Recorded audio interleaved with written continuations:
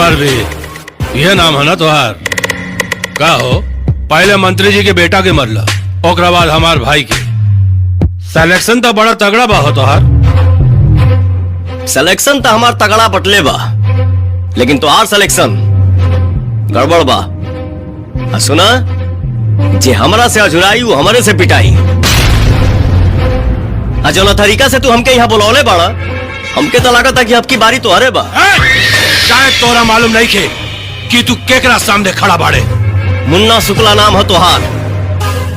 किराया के 10 गो गुंडा रख के अपने आप के मर्द समझे वाला मौगा हवे तू।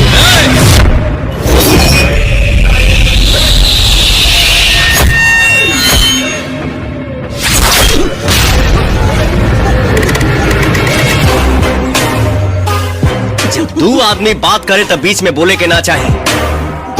और सुना, अगर मर्द बने के इतना शौक बा तो कुकुरन के सहारा लिहल छोड़ दा।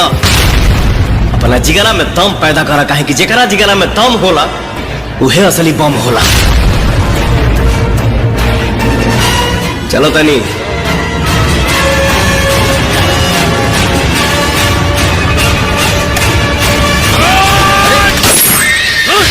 तू काहे रोकला हमरा के? अरे तू जब चाहबा ओकरा गोली चला देबा। इतना गुंडागर्दी करबा हाई कमान अगली बार टिकट ना दी तोरा के। अरे भाड़ में जाए तो हर हाई कमान और भाड़ में जाए तो हर पार्टी।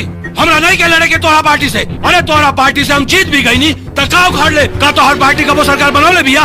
और एक बात कान खोल कर सुन, हम अपन पार्टी खुद बनाई और सरकार भी, समझ लो।